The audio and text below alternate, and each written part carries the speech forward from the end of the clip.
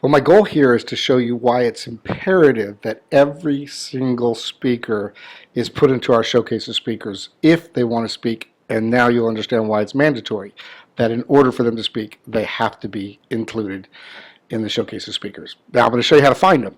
Okay, first and foremost, let me just show you that in the resource site, this is where they go to begin the course, the 8-minute course, and it really goes over all the benefits as well as the guidelines of being involved in our system.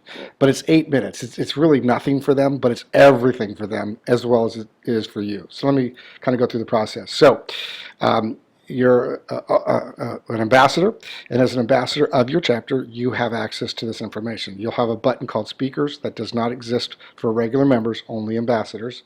And so you'll click on that. You'll go to this little icon right here. Looks like a magnifying glass. In order to find your speaker, you could scroll forever, or you could just say, okay, I'm looking for a specific type of speaker. You put in your zip code, and then you're going to click on this button right here. It says choose one, so you click the down arrow button, and then you're going to decide. You can just scroll down until you find the category that you're interested in having speak. It could be marketing strategy, time management. It could be whatever you want it to be, health and wellness, internet, so, whatever it is that you're looking for. We'll pick health and wellness for the heck of it. And we'll say within 25 miles of our chapter, assuming the chapter is based on this zip code right here. And then you'll just click go. And the people that are within the 25-mile distance that have gone through the showcase of speakers will be listed not in alphabetical order, but in pay it forward order. These people have done more at the top than the people at the bottom.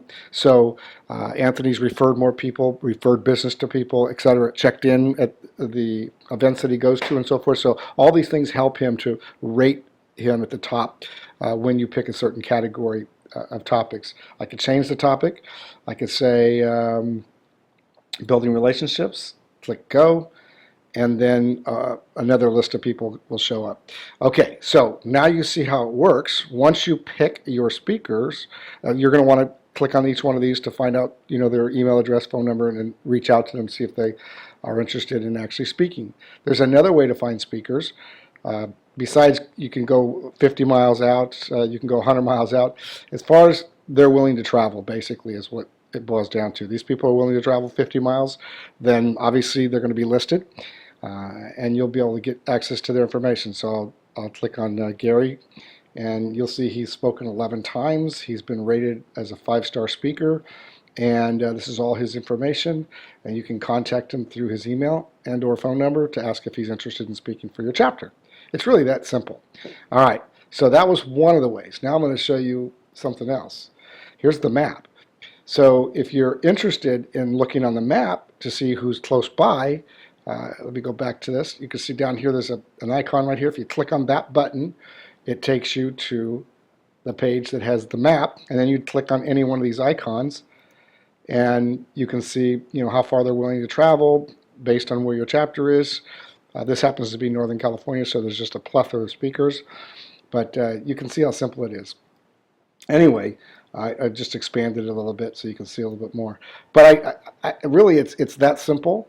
And then when it's time for you to actually, put the speaker in your chapter, we've already shown you how to do that. But basically, you go to your events. You can do this on your cell phone, by the way, which we have, a short video that shows you how to do it. You click on the event. You click on edit, and then you want to just put the speaker in. And by the way, I have choices here: mastermind sessions to be announced, wisdom circle, and no meeting today.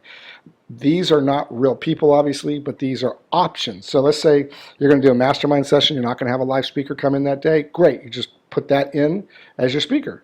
And then when you click done, it shows up as featured speaker is mastermind session. So it's not really a speaker coming in. It's you breaking people up into groups, doing masterminding, and so on and so forth.